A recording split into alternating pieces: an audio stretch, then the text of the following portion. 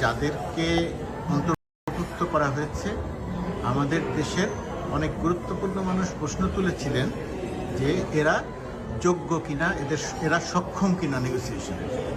আপনি যেহেতু খুব গুরুত্বপূর্ণ একটা রোল প্লে করলেন এই যুক্তরাষ্ট্র বাংলাদেশ শুল্ক ইস্যুতে, এবং আমি নিজে কাছে থেকে দেখেছি, তো আমি আজকে নিজে কিছু বলবো না, বলবো আমি অন্য সময়। আপনার কাছ থেকে একটু জানতে চাই, এই যে প্রশ্নটা তোলা হলো, আপনি কি বলবেন? আপনার কিছু বলার আছে কিনা এখন?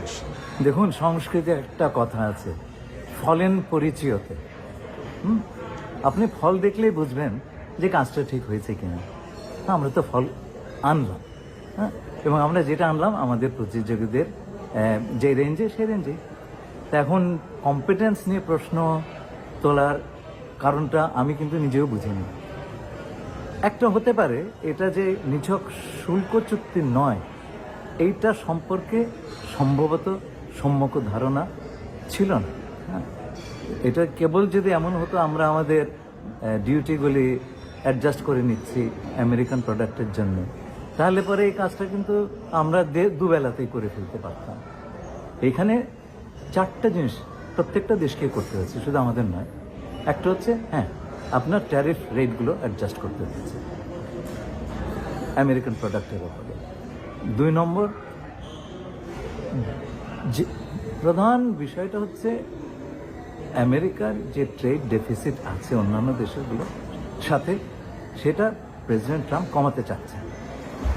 সুতরাং শুল্ক বাধা হচ্ছে একটা বাধা, আর অশুল্ক বাধা যেগুলো আছে, এবং সেগুলি ধরেন একটা দেশের আমদানিকারক দেশের বিভিন্ন নীতিতে সেগুলো প্রতিফলিত হয়, এবং তারা চাইছেন সেই নীতিগুলো পরিমার্জন করা হোক, যাতে করে আমেরিকান এক্সপোর্টের ওপরে বিধিনিষেধ কমে যায়। আমি সরাসরি প্রশ্ন যেটা করি একেবারে আপনার কাছে, সাংবাদিক হিসেবে, ট্যারিফ ইস্যুর আলোচনায় নিরাপত্তা অ্যাডভাইজার কেন? হ্যাঁ, আমি সেটা আসছিলাম।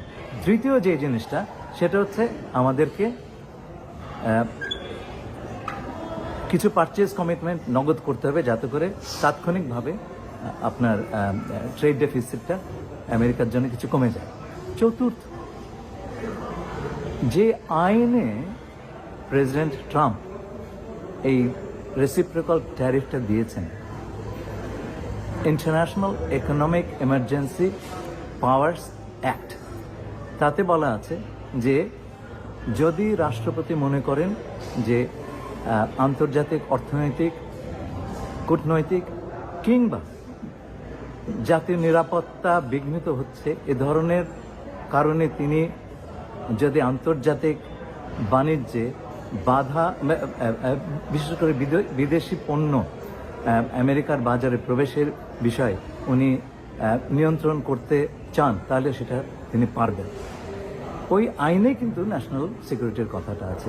যারা শুরু থেকে এই বিষয়টি পর্যালোচনা করেছেন তারা জানতেন। তো সেই কারণে শুধু আমি নই, আমি যখন প্রথম ওয়াশিংটনে জুলাই মাসে আসি, কোরিয়ান ন্যাশনাল সিকিউরিটি অ্যাডভাইজার এখানে বসেছিলেন আমার মধ্যে। হ্যাঁ, সুতরাং কারণ আমরা চেয়েছি যাতে আমাদের তরফ থেকে আমরা যেটা চেয়েছি সেটা হচ্ছে যে আমরা যেন কোনো ভূরাজনৈতিক ফাঁদে পড়ে না যাই। হ্যাঁ, এবার সেই কারণেই আমরা সবসময় সচেষ্ট থেকেছি, এই শুল্ক আলোচনার পাশাপাশি জাতীয় নিরাপত্তার বিষয়টা যেন আমরা যুক্তরাষ্ট্রের এই যে আলোচনা এবং এই যে ইস্যু, এই ইস্যুর সঙ্গে জাতীয় নিরাপত্তা বা সিকিউরিটি ইস্যুটা খুব গুরুত্ব দিয়েছিল, সেই কারণেই সিকিউরিটি অ্যাডভাইজার অন্তর্ভুক্ত হয়েছে। শুধু আমি নয়, সব দেশের, সেই কারণেই অন্তর্ভুক্ত হয়েছে। এখন আরেকটা খুব পপুলার, এবং শুধু তাই নয়, আমি তো ধরেন জাতিসংঘের বাণিজ্য সংস্থা আংটারের কাজ করেছি 25 বছর। আন্তর্জাতিক বাণিজ্য আলোচনা, এটাই আমার কাজ ছিল। সুতরাং আমার সেই বিষয়ে আমার যে কম্পিটেন্স, সেটা মাননীয় প্রধান উপদেষ্টা জানেন, এবং সেই সাথে নিরাপত্তার বিষয়টাও যোগ হয়েছে। সুতরাং 3-4টা কম্পিটেন্স উনি দেখেছেন যে আমার রয়েছে, যে কারণে উনি আমাকে এই কাজটা করতে বলেছেন। মানে আপনার প্রায় 25 বছরের মতো ছোট্ট একটু অভিজ্ঞতা আছে। হ্যাঁ, সামান্য অভিজ্ঞতা আছে। লবিস্ট নিয়োগ করলেন না কেন? ব্যাপক সমালোচনা হয়েছে দেশে।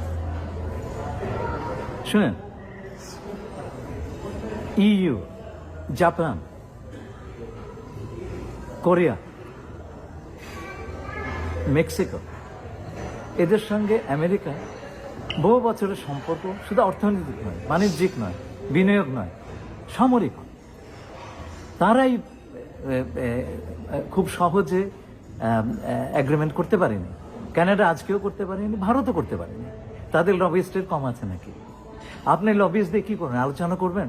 এই আলোচনা লবিস্ট দিয়ে হয় না। আর 2 নম্বর কথা হচ্ছে, আমরা লবিস্টের পেছনে কতটুকু খরচ করতে পারবো?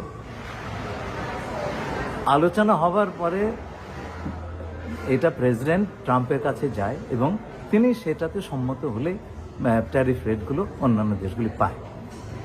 অ্যাক্সেস থাকতে হবে আপনার হোয়াইট হাউসে। আমাদের কোনো লবিস্ট ফার্ম শেষ মুহূর্তে এসে নিয়োগ করলে সেই অ্যাক্সেস পাবে? হওয়ার তো কোনো কারণ নেই।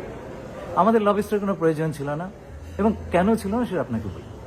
সেটা হচ্ছে যে আমরা আমাদের যে ভবিষ্যৎ পণ্য, আমেরিকান পণ্য ক্রয়, সেটা আমরা করতে চাচ্ছি এই দেশের কৃষি পণ্য, গম হোক, সেটা তুলা হোক, সয়াবিন হোক, হ্যাঁ। এবং এই যে আপনার কৃষির যে লবি, অত্যন্ত শক্তিশালী লবি ওয়াশিংটন। দেখুন, আমি যখন আমাদের জন্য লবি করেছেন, হ্যাঁ, আমরা তাদের সঙ্গে অনেকবার বসেছি, আজকেও আমরা তাদের সঙ্গে বসবো। এবং তারা আমাদের জন্য বলেছেন, সব জায়গাতে বলেছেন, এর চাইতে শক্ত লবি আমরা পাই না, আমাদের নেই। ইনফ্যাক্ট ফেব্রুয়ারি মাসে যখন আমাকে মাননীয় প্রধান উপদেষ্টা এখানে পাঠালেন, তখন এই বিষয়টা আমাদের কিন্তু মনে ছিল। তখন রেসিপ্রোকাল ট্যারিফের ব্যাপারটা আসেনি।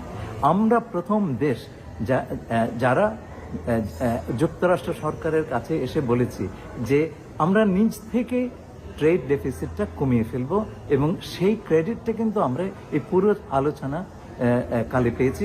গতকালকেও তাদের ইউএসটিআর এর অ্যাসিস্ট্যান্ট ইউএসটিআর আমাকে সেই কথাটা বলেছেন। এখানে আমি আরেকটা প্রশ্ন করে রাখি, প্রশ্ন ঠিক নয়, বলে রাখি যে এই যে লবিস্টের প্রসঙ্গ যখন আসে, বাংলাদেশের জন্য তো আসলে আরো অনেকভাবে কাজ করেছে, অনেককে অনেকভাবে কাজে লাগানো হয়েছে, যেটা হয়তো আপনিও এখন আলোচনায় করতে গিয়ে বলবেন না বা বলা ঠিক হবে না, তাই তো? আমি বলছি তাহলে একটা খুব গুরুত্বপূর্ণ ভূমিকা পালন করেছেন মধ্যপ্রাচ্যের আমাদের একটি বন্ধু প্রতিম দেশ।